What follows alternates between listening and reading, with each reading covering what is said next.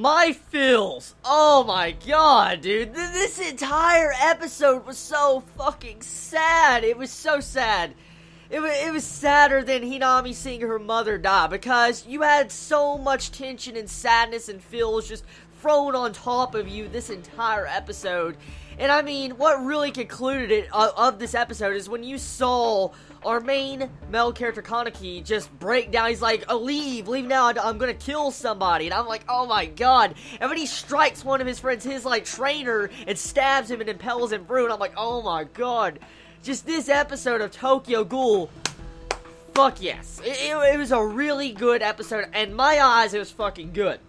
Now, I want to let you know, one thing that only brings this episode down in my eyes, the only thing, is the censors. Like, the entire bit when Mato gets his fucking arm cut off, I'm like, his arm is off? Like, he's like, oh, my arm is off. I'm like, I couldn't tell his arm was off, and I really couldn't tell what was wrong with him when you saw him dragging. I'm guessing his leg was removed or something, but that kind of upsets me. That's the only thing that really upsets me about this episode, is the censors, because I couldn't figure out what was going on between Mato and Toka, so that was the only thing I could really complain about this episode. Everything else, the feels that were built up in this episode, just struck me. It really did. Like last week in my last review, I stated that pretty much we saw both perspectives of the human side and the ghoul side, and how it was building up. I mentioned that. And with this episode, it goes full circle, and you see both sides. I love how they set up the episode, and the way they managed to make it to where we saw Toka's side, to where she was questioning a human, like, you know, do you realize that we want to live, and different things like that. And then you had the entire bit with, you know, the human side with Mato's, you know, trainee. I think his name is Kotaro, if I'm correct.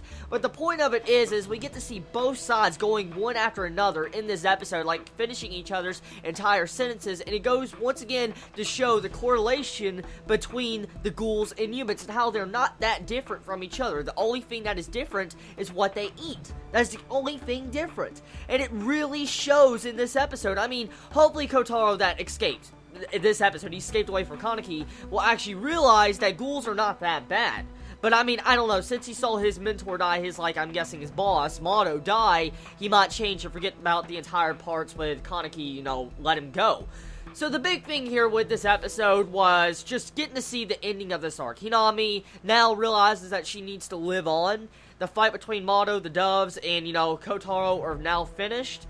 And now we move on to the greater things. For instance, we go on to the next arc. Now, the episode, for the most part, it had a lot of action to it. The action was really good, and I love the atmosphere and the color palette that they used in this episode. The animation definitely complemented almost every specific scene in this episode. I love the emotions on Kaneki's face this entire episode. I mean, I don't know if I'm the only one, but when you saw Kaneki just fighting his inner urges to just devour Kotaro, I'm like, oh my god. And he's like, you know what, I will let the other side take control. Like how he said, like, I'll use the other side, Rize, and all of a sudden you hear Rize's voice just come out, and I'm like, dude, you hear Rize's voice, like, you hear both of Kaneki's voice and Rize's voice go on top of each other. I love how, you know, when the animators did that, they actually voice recorded both the voices on top of each other, and it really made it fucking creepy. And when you hear him talking, and you see him bend his neck backwards and all that, it reminded me of something you'd see from Shaft, like a head tilt, but at the exact same time, I instantly remember that's exactly what Rize did in the first episode. And so, I love how they did that, like how they did, you know, a little bit of a connection between the first episode of Tokyo Ghoul. Really, really entertaining. I love the episode. I do. Now, as you all know, I've said it so many times now, I'm an anime-only watcher, so you manga readers, I'm, you know, leaving it up to you to let me know if this was rushed or not. Is it rushed? Is it not rushed? Is it following the arc? Did they rush this arc? I don't know. But, personally, this episode, man, it really struck my heart. It did. I mean, I was actually having tears forming in my eyes when I saw poor Hinami, you know, having to fight for Toka. She had to save Toka, and you saw her use the powers of her mother and father into one. It really got to me, and I'm like, oh my god, when you see her fight. And when you had Mato still being a fucking creepy bastard and wanting to steal her power, like, oh, I want that power, I want that. I'm like, dude, you just need to die. You just need to die. I mean, seriously, it really is just crazy how this series has turned out. I mean, the main thing I see the series going now, like I said, is that they need to find out some way to coexist. I've said it. because it shows that Kaneki is trying to have a coexistence between ghouls and humans. He's the only one, technically, as he states in this episode, that understands both sides. Since he came from being a human into a ghoul, he's seen both sides of the world, and so he knows what, ghouls and humans are alike. And so, hopefully people eventually realize that they need to get along. Now, besides the entire bits with the fills and the fights going on and the censors and stuff like that, we had a little bit of foreshadowing and plot reveal this episode.